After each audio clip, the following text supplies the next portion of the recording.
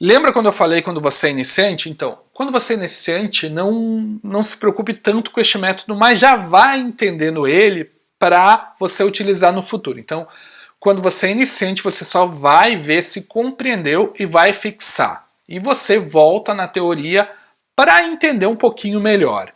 E cuidado com os assuntos não estudados, porque você às vezes sei lá, estudou uma coisa, vai ver uma questão, a questão até aborda o seu conteúdo, mas mistura com outros.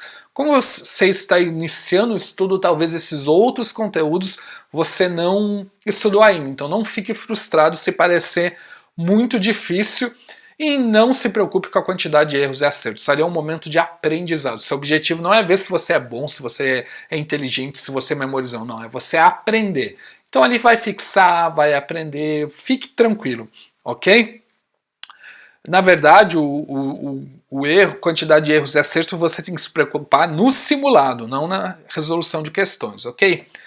Intermediário avançado. Como eu já falei, você tem que revisar, fixar, descobrir os gaps, ou seja, as coisas que você não conseguiu aprender ainda, arrumar o caderno de erro, revisão e analisar tudo. E aqui que tá. A maioria das pessoas não faz isso e eu já vou mostrar o exemplo para você. O grande erro da maioria das pessoas é não analisar cada alternativa, enunciado e aproveitar aquela situação para ser um estudo ativo. Vou dar o exemplo aqui para você. Imagine que você começou a estudar hoje direito constitucional. E você está estudando o artigo 1º da Constituição. A República Federativa do Brasil, formada pela união indissolúvel dos estados e municípios e do Distrito Federal, constitui-se em Estado democrático de direito e tem como fundamentos soberania, cidadania, dignidade da pessoa humana, valores sociais do trabalho e da livre iniciativa, pluralismo político. Daí parágrafo único, todo poder emana do povo que o exerce por meio de representantes eleitos e diretamente dos termos dessa Constituição.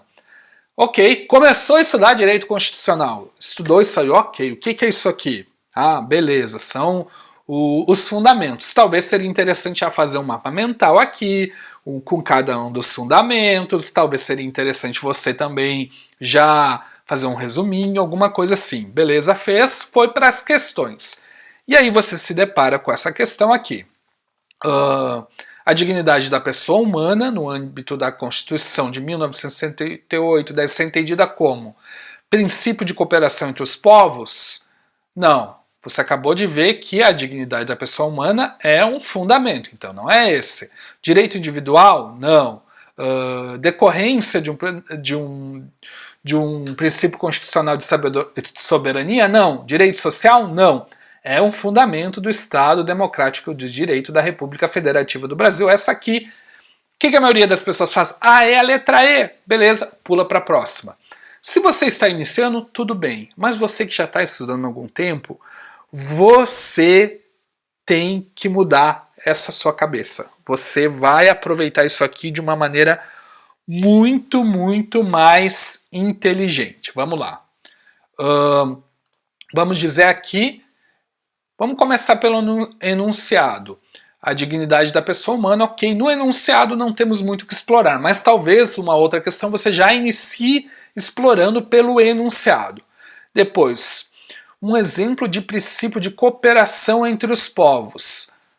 Você já é avançado ou intermediário, você já estudou os princípios de cooperação entre os povos, mas o que é isso? Aí você volta, nossa, o que é essa coisa?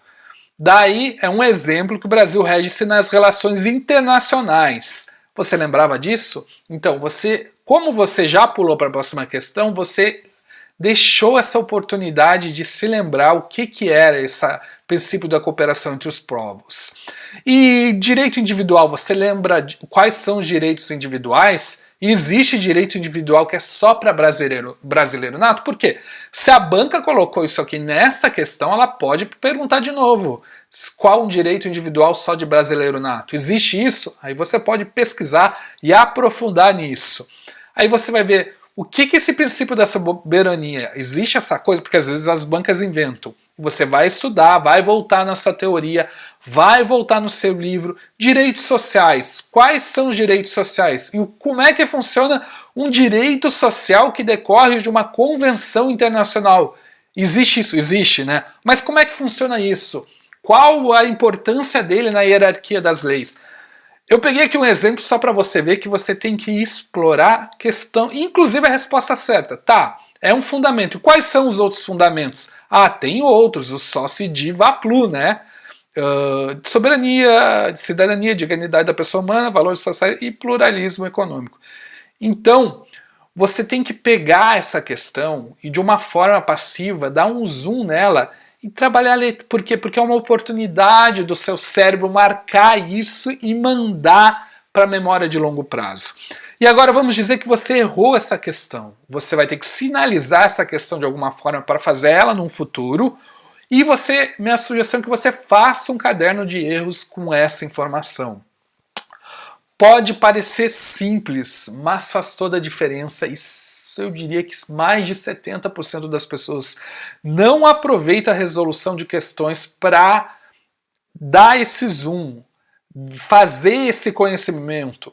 Lembra que eu falei lá de responder os comentários que nem esse rapaz aqui fez? Deixa eu voltar lá nele.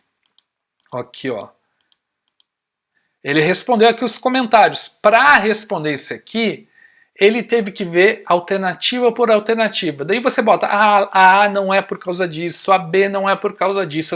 Então você vai conseguir dar um excelente zoom na teoria, voltar, revisar, memorizar, e você sabe, ó, se a banca perguntou sobre brasileiro nato, ela vai voltar a perguntar de novo. Se perguntou sobre direito individual, ela vai novamente perguntar sobre isso. É basicamente este o método. Não tem muito segredo, mas é importante você dar este zoom, ok?